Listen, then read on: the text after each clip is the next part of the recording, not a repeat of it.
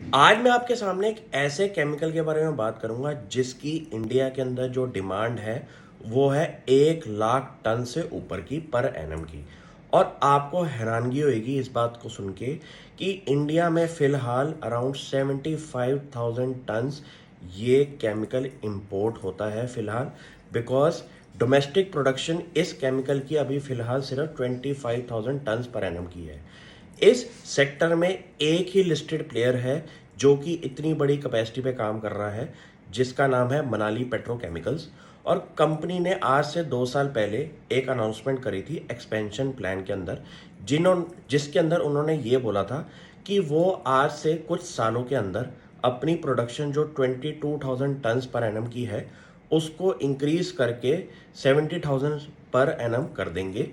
और उसका जो फेजेस होंगे वो होंगे 2 फेजेस के अंदर प्रोडक्शन इंक्रीज करने का अनुमान कंपनी ने बताया था। जिसके अंदर कंपनी ने अपने जो केपेक्स प्लान बताए थे वो थे अराउंड 150 करोड़ के। अब आप पूछेंगे ये ऐसा कौन सा केमिकल है जिसकी इतनी ज़्यादा डिमांड है लेकिन इंडिया के अंदर डोमेस्टिकली ये प्रोड्यूस नहीं होता। इस केमिकल का नाम है प्रोपलाइन ग्लाइकोल, जिसको पीजी के नाम से भी जाना जाता है कॉमन सेंस में। अब आप पूछेंगे कि इसके यूज़ केसेस क्या हैं, तो इसके यूज़ केसेस हैं हमारे इंडिया के अंदर फूड और फार्मास्यूटिकल इंडस्ट्रीज के अंदर।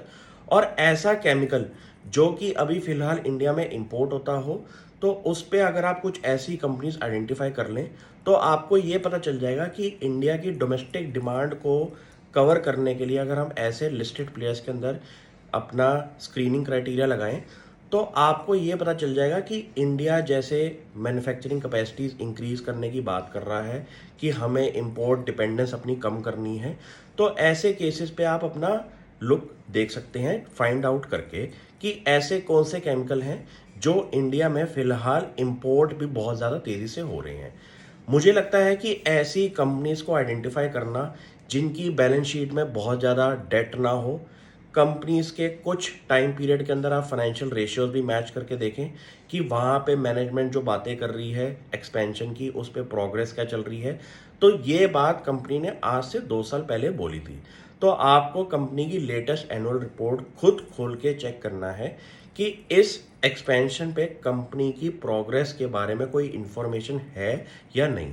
अगर आपको इंडिया के अंदर फंडामेंटल एनालिसिस करनी है तो आपको खुद अपना हाथ पैर लगा के ऐसी कंपनीज आइडेंटिफाई करनी है इंडस्ट्री ओवरव्यू करके, जहां पे आपको कुछ ऐसे यूनिक केमिकल्स पता चल जाए जो कि कुछ ही इंडिया में लिस्टेड कंपनी बना रही हो।